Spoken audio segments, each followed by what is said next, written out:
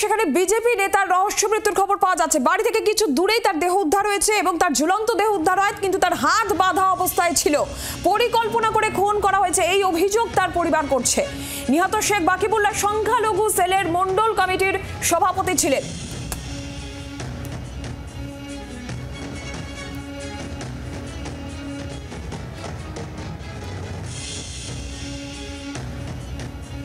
এসে যে অবস্থায় দেখছি আমার মনে হয় এটা একটা অস্বাভাবিক ঘটনা।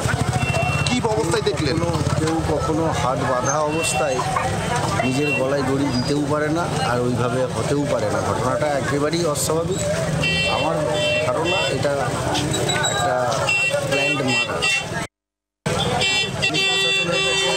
অবশ্যই একটা দাবি রাখবে।